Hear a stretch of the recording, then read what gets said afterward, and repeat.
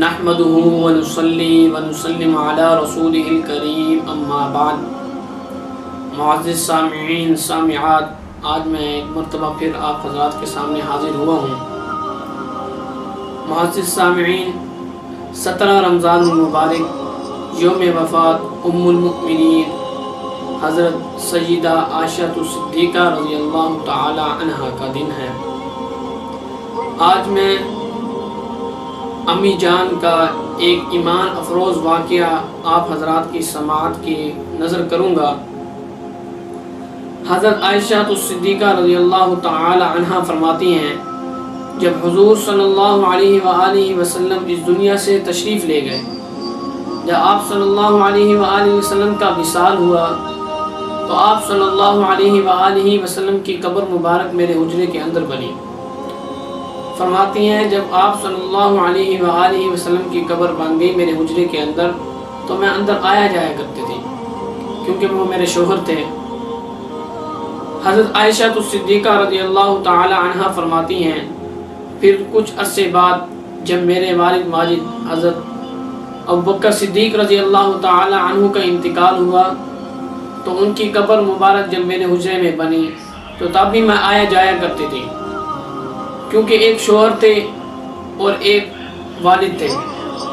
فرماتی ہیں، جب خلیفہ دوم حضرت عمر فاروق رضی اللہ تعالی عنہ کا وصال ہوا، جب ان کی قبر مبارک میرے حجرے میں بنی تو میں پھر اندر آیا جایا نہیں کرتی تھی، بلکہ میں نے ایک درمیان میں چادر لٹکا دی تھی۔ امی جان کا ایمان افروز واقعہ دیکھیے کہ جب ایک غیر محرم حجرے میں آیا تو انہوں نے مردہ لوگوں سے بھی پردہ کرنا شروع کر دیا۔ آج کل ہمارا عمل کیا ہے؟ ہمارا عمل اس سے بالکل مختلف ہے، برعکس ہے۔ نبی کریم صلی اللہ علیہ وآلہ وسلم نے سوال کیا کہ بہترین عورت کون سی ہے؟ تو بہت سے صحابہ نے بتلایا، لیکن حضرت علی رضی اللہ تعالی عنہ گھر تشریف لائے اور آ کر حضرت فاطمہ الزہرا رضی اللہ تعالی عنہا سے اس سوال کا جواب پوچھا تو انہوں نے جواب دیا، بہترین عورت وہ ہے کہ جس کی نظر غیر محرم پر نہ پڑی ہو اور غیر محرم کی نظر اس عورت پر نہ پڑی ہو۔ جب انہوں نے یہ جواب آ کر حضور صلی اللہ علیہ وآلہ وسلم کی مجلس میں آپ صلی اللہ علیہ وآلہ وسلم کو بتایا اور یہ بھی صاحب بتلا دیا کہ یہ جواب حضرت فاطمہ الزہرا رضی اللہ تعالی عنہا کا ہے، تو آپ صلی اللہ علیہ وآلہ وسلم نے فرمایا، بے شک صحیح فرمایا، کیونکہ وہ میرے لخت جگر ہیں۔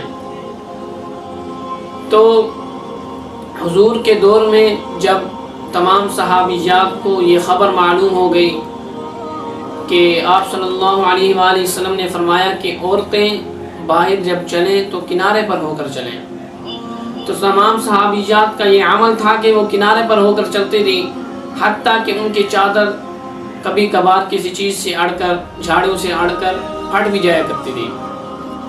لیکن ان کا عمل دیکھیے، ام المؤمنین حضرت عائشہ صدیقہ رضی اللہ تعالی عنہا کا عمل دیکھیے کہ جب خلیفہ دوم کی قبر مبارک ان کے حجرے میں بنی تو وہ ان سے بھی پردہ کرنے لگیں، مردہ لوگوں سے بھی پردہ کرنے لگیں۔ آج کل ہمارا عمل بالکل مختلف ہے۔ ہمیں چاہیے کہ ہم اپنی ام المؤمنین ازواج مطہرات کے عمل پر، نقش قدم پر عمل کریں۔ وما علینا الا البلاغ المبین۔